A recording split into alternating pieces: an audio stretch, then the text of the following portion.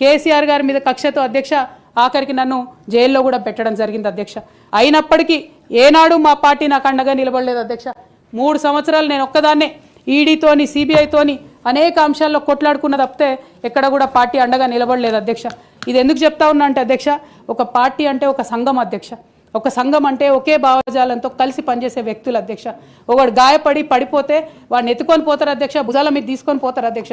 లేదు నువ్వు మా భావజాలంతో కరెక్ట్గా లేవంటే తీశానాడే అవతల పడేయాలి అధ్యక్ష. అట్లా కాకుండా అదే పార్టీలో కొనసాగాలి, కానీ పార్టీ మీకు అండగా నిలబడదు అనేటటువంటిది కరెక్ట్ కాదు అధ్యక్ష. ఇది డెమోక్రటిక్ సిస్టంలో కాన్స్టిట్యూషన్ స్పిరిట్ని తీసుకొని పనిచేసేటటువంటి పొలిటికల్ పార్టీస్ బిహేవ్ చేయాల్సినటువంటి పద్ధతి కాదు అధ్యక్ష. ఇవన్నీ ఇట్లా జరుగుతూ వస్తున్నటువంటి క్రమంలో బీఆర్ఎస్ పార్టీ అధికారం కోల్పోయింది అధ్యక్ష. అధికారం కోల్పోయిన తర్వాత కాంగ్రెస్ పార్టీ వచ్చి ఒక ఎంక్వైరీ చేసింది అధ్యక్ష, ఘోష్ కమిటీ అని. బీఆర్ఎస్ పార్టీలో ఉన్నటువంటి ఏ పెద్ద నాయకుడు కూడా మాట్లాడాడు అధ్యక్ష. కేసీఆర్ గారు అంటే ఎవరు మాట్లాడారు, అదే కేటీఆర్ గారినో హరీష్ రావు గారినో అంటే అందరు లేచి నిల్చొని మాట్లాడతారు అధ్యక్ష. నేను ఒకటే అంటే అధ్యక్ష, ఒక నాయకుడిని నమ్ముకొని ప్రాంతీయ పార్టీ అంటే ఏంది అధ్యక్ష? ఒక నాయకుడు అధ్యక్ష. ఆ నాయకుడు ఆయన భావజాలం ఆయన ఐడియాలజీ మీద నడిచేదే ప్రాంతీయ పార్టీ. అది ఎన్టీఆర్ గారు పెట్టిన పార్టీ కావచ్చు, కేసీఆర్ గారు పెట్టిన పార్టీ కావచ్చు. ఆ పార్టీ నాయకుడికే దెబ్బ తగిలితే, ఆ పార్టీ నాయకుడి మీదకే మచ్చ వస్తే పార్టీ మనుగడకే అర్థం ఉండదనేటటువంటి ఉద్దేశంతో ఘోష్ కమిటీ అప్పుడు కూడా నేను ఒక్కదాన్నే జాగృతితోని ధర్నా చేసిన అధ్యక్ష. ఏ ఒక్కరు మాట్లాడరు అధ్యక్ష. ఆ తర్వాత అర్ధరాత్రి 2 గంటలకు కాంగ్రెస్ ప్రభుత్వం అసెంబ్లీలో సిబిఐ ఎంక్వైరీకి ఇస్తామంటే కూడా తెల్లారి 12, 1 గంటలు 2 గంటల వరకు కూడా మా బీఆర్ఎస్ పార్టీలో ఒక్క పెద్ద నాయకుడు కూడా మాట్లాడాడు అధ్యక్ష. కేసీఆర్ గారిని ఏమన్నా మాట్లాడారు అధ్యక్ష. మరి అట్లాంటి పార్టీ ఎందుకు ఉండాలి, ఉంటే ఏంది పోతే ఏందని నేను ప్రెస్ మీట్ పెట్టి బలంగా మాట్లాడిన అధ్యక్ష. నేను మాట్లాడలేదని నేను అంటలేను అధ్యక్ష. డెఫినెట్గా అవినీతి పరుల పేరు చెప్పిన, నేను హరీష్ రావు గారి పేరు చెప్పిన, వారి టీంలో ఉన్న అందరి సభ్యుల పేరు చెప్పిన అధ్యక్ష. ఇప్పుడు కూడా చెప్తాను అధ్యక్ష. కానీ అధ్యక్ష చెప్పిన తర్వాత తెల్లారి 2 గంటల లోపల నన్ను సస్పెండ్ చేసిండ్రు అధ్యక్ష. నేను ఒకటే కోరుతా ఉన్నా అధ్యక్ష, ఇందాక నేనైతే representation of peoples act quote చేసినాను అధ్యక్ష. అందులో సెక్షన్ 19.1C అని కూడా ఉంటుంది అధ్యక్ష. ఇది రైట్ టు అసోసియేషన్లో అధ్యక్ష ఆర్టికల్ 19.1C అంటే ఒక అసోసియేషన్లో మనం మెంబర్ అయినంత మాత్రాన ఖచ్చితంగా ఆ party membership does not place an individual outside the constitution అధ్యక్ష. Especially when it concerns the allegation of corruption, maladministration and breach of public trust lies at the core of protected political speech అధ్యక్ష. Political speech has to be protected by Constitution of India అధ్యక్ష. అదే విధంగా అధ్యక్ష disciplinary action committee అన్నారు అధ్యక్ష. అధ్యక్ష అసలు BRS party constitution అధ్యక్ష ఒక నేషనల్ లెవెల్లో పనిచేయాలనుకునే పార్టీది 8 పేజీల కాన్స్టిట్యూషన్ అధ్యక్ష. అధ్యక్ష నిజంగా ఇవాళ నేను ధైర్యంగా చెప్తా ఉన్నా, ఆ constitution of BRS party is a joke అధ్యక్ష. ఏమి ఉండదు అందులో. అసలు పోయిన కమిటీ ఎప్పుడు వేసిర్రంటే ఎవరికి కూడా గుర్తుండదు అధ్యక్ష. నన్ను సస్పెండ్ చేసే ముందు డిసిప్లినరీ యాక్షన్ కమిటీ అని సడన్గా రాత్రికి రాత్రి పుట్టుకొచ్చింది అధ్యక్ష. పుట్టుకొచ్చి నన్ను సస్పెండ్ చేశారు అధ్యక్ష. కనీసం నన్ను పిలవాలా, కనీసం షోకాజ్ నోటీస్ ఇవ్వాలా, పోనీ ఇవ్వలేదు.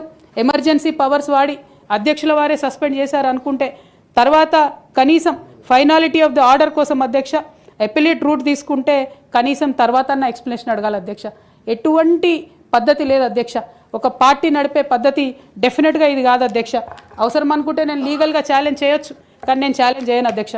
ఎందుకంటే ఎటువంటి పద్ధతి లేనటువంటి బీఆర్ఎస్ పార్టీ నుండి, ఎటువంటి నైతికత లేనటువంటి బీఆర్ఎస్ పార్టీ నుండి దూరం అవుతున్నందుకు ఇవాళ నేను చాలా సంతోషిస్తున్నా అధ్యక్ష. నా కుటుంబం, నా పార్టీ, నా రక్తం, నా చెమట, నేను 20 సంవత్సరాలు తెలంగాణ ఉద్యమం కోసం నేను పడ్డటువంటి శ్రమ, నేను చేసినటువంటి కష్టం గుర్తించకుండా ఒక చిన్న ఉరి తీసేవాడిని కూడా అడుగుతారు అధ్యక్ష. ఈ దేశంలో అంత మంచి దేశం మనది, అయినా కూడా సస్పెండ్ చేశారంటే చాలా సంతోషిస్తున్నా అధ్యక్ష. ఇవాళ నేను వేరే ఏం లేదు. ఇంత సంయమనంతో ఇంకా ప్రేమగా మరింత ఓపికగా పనిచేద్దాం. కొన్ని అవుతాయి పనులు, కొన్ని లేట్ అవుతాయి, కొన్ని ఆలస్యం అవుతాయి. మీకు 5 ఏళ్ల పదవీ కాలం కదా, తొందర ఏమున్నది. ఇప్పుడు చేయగలిగిందల్లా చేస్తూ చేస్తూ బయలుదేరదాం. ఇంకో 2 ఏళ్ళు అయితే వచ్చేది బీఆర్ఎస్ గవర్నమెంటే కదా, మనమే కదా మళ్ళీ ఉండేది. ఏమన్నా మిగిలిపోయినవి ఉంటే లాస్ట్ 2-3 ఏళ్ళు దంచేద్దాం. అయిన కాడికి ఇప్పుడు చేద్దాం. ఇంకేదైనా మిగిలిపోయినవి ఉంటే చివరి 2-3 ఏళ్ళు దంచేద్దాం. మీరు ఉంటారు కదా, మీరు ఎక్కడ పోతారు? వచ్చేది బీఆర్ఎస్ గవర్నమెంటే. అందువల్ల మీరు ఎక్కడ కూడా ధైర్యం కోల్పోద్దు. ప్రజలకు కూడా మనం స్పష్టంగా చెప్పాలి, పరిస్థితిని వివరించాలి. ఇగో ఇది ఇప్పుడు చేస్తా, ఇది మళ్ళీ ఏడాది చేస్తా, ఇది మళ్ళీ చేస్తా, మంచిగా వివరించి చెప్పండి. దయచేసి ఎక్కువ తక్కువ ఇబ్బందులు ఉంటాయి నాకు తెలుసు.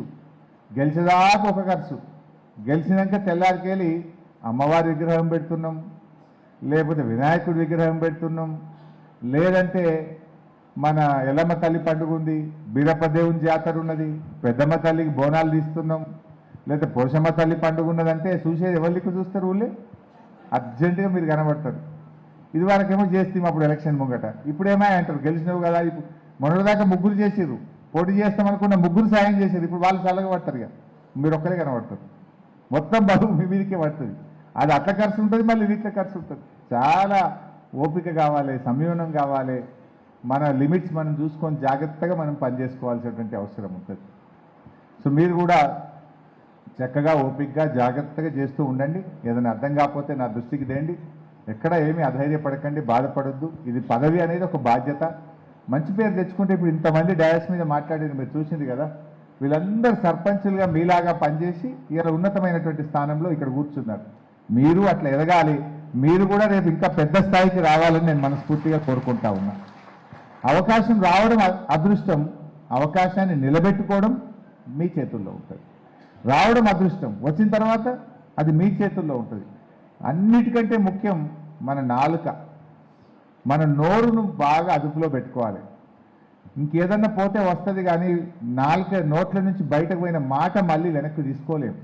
పదవి పోతే వస్తుందేమో, పైసా పోతే వస్తుందేమో, ఇంకేదన్నా పోతే సంపాదిస్తేమేమో, కానీ జారిన నోటి మాట తిరిగి వెనక్కి తీసుకోలేము. ఎదుటివాడి మనసు ఒక్కసారి బాధపడితే అది మళ్ళా ఆ కలుక్కు అన్నాక దాన్ని అతుకుడు చాలా కష్టం అవుతుంది. అందువల్ల మాట జాగ్రత్తగా మాట్లాడండి. మాటే ముఖ్యం నా దృష్టిలో. మాట మన మర్యాద, మన నడవడి, మన పనితనం అనేది నా దృష్టిలో నాలుగోది. ముందు మాట, నడవడి, మన మర్యాదనే అన్నిటికంటే ముఖ్యమైనది. దాంతోపాటు పని ఎట్లాగూ చేస్తాం. పని చేసినా మాట జారినామనుకో, నడవడిక బాగాలేదనుకో, లాభం లేదు. కొంతమంది సర్పంచులు, నేను పేరు చెప్పను కానీ, నాతో పని చేసింది, మస్తు పని చేసింది. నేను ఎన్ని పైసలు అంటే అన్ని పైసలు ఇచ్చిన, మంత్రిగా ఉంటే ఫుల్ పైసలు ఇచ్చిన, బాగా డెవలప్ చేసింది. ఇక అసలు కాని పనే లేదు. మళ్ళీ నిలబడ్డారు సర్పంచ్కు. ఏమైంది? 30 ఓట్లు వచ్చినాయి, 60 ఓట్లు వచ్చినాయి. మరి 20 డెవలప్మెంట్ అంతా ఇన్ని రోడ్లు వేస్తేవి, గుళ్ళు కట్టివి, కుల సంఘాలు కట్టివి, మహిళా సంఘం కట్టివి, వాటర్ ట్యాంకులు కట్టివి, బుగ్గలు వేస్తేవి, ఐమాస్క్ లైట్లు పెట్టివి, ఇన్ని చేసిన సర్పంచ్ మళ్ళీ నిలబడితే 50-60 ఓట్లు వచ్చినాయి. ఏమైందంటూ? నీ నడవడిక దెబ్బతిన్నది, నీ మాట ఎక్కడో పోయింది, నీలో ఒక అహంకారం అనే ఒక మార్పు వాళ్ళు చూసిండ్రు. నువ్వు ఎంత డెవలప్మెంట్ చేసినా బండకేసి కొట్టింది. అందువల్ల మాట మర్యాద, నడవడిక అనేది చాలా చాలా ముఖ్యమైనది.